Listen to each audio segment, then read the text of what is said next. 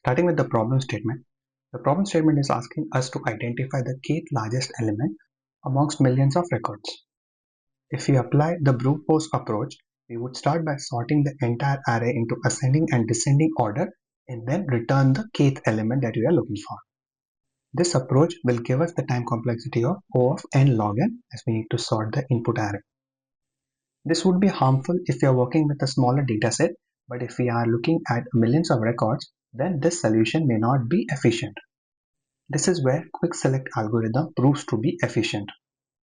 Because we are looking for the kth element in the entire array, we technically don't need the entire array to be sorted.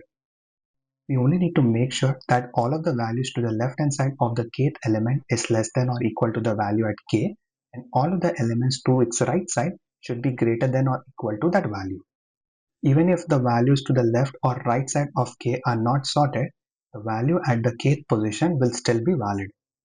Let's dive deeper into how this algorithm works. This algorithm uses something called partitioning, where we identify a pivot based on which we try to move the elements to the left or the right side based on the value. If the value is greater than the pivot, then all of those are moved to the right hand side of the pivot and the smaller values will be moved to the left. We are not really sorting the elements, we are just making sure that all of the values that are smaller than the pivot is on the left and the higher values are to its right.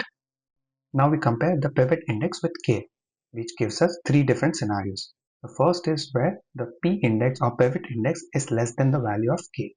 It means the k value that we are looking for should be on the right hand side of the p index. This implies that we do not need to process the elements to the left hand side of the p index and focus our efforts to its right. In other words, this optimized approach helps us avoid unnecessary calculation and focus on the smaller subset where there is a possibility of finding the output. Another scenario is where the value of p index is greater than k, which means the k exists on the left hand side of the p index that we selected earlier. Similar reasoning will be applied here, where we'll focus our efforts to looking at the subset to the left hand side of the p index and ignore the values to its right. And the last scenario is where p index is equal to k, which means we found the kth element, so we'll just return the corresponding value as the output. With this solution of eliminating a subset of the output, the time complexity will be O of n. This is because we are randomly selecting the pivot index and accordingly eliminating left or the right subset until we find the right value. As we are no longer sorting, the time complexity is improved. Let's do a quick dry run with an example to understand it better. As the algorithm suggests, we'll choose a random pivot. Let's start with 8. As discussed, all of the values that are smaller than 8 will be moved to the left and higher values will be moved to the right. So here's the updated array where all of the values smaller than 8 is on the left hand side. Next step is to compare its index, that is 3, which is greater than 2, which means that the value that we are looking for should be on the left hand side of 8. So for the next run, we only focus on this subarray.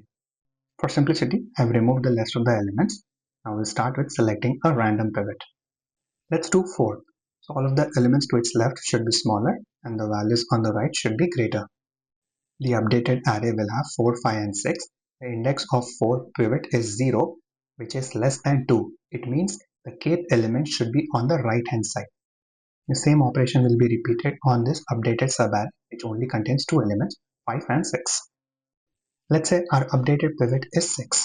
So all of the values on the left hand side should be smaller and the right hand side should be greater. This array already appears to be sorted, so we don't need to move any values around. If we look at the entire array, its corresponding index is 2, which is equal to the kth value that we are looking for, which means our output is 6. Don't get confused because the array only shows 2 elements. We actually will be updating the entire array where the index of each element will be based on all of the values and not just the limited subset. As calculated earlier, the time complexity of this solution will be O of n. When will this algorithm be useful? In scenarios where we are looking for the kth largest or the smallest element in the array, the top k frequent elements in the collection, and the closest points to the origin. Thank you for watching. I hope this was helpful. If you have any comments, concerns or suggestions, feel free to reach out to me and I will see you in the next one. Happy coding!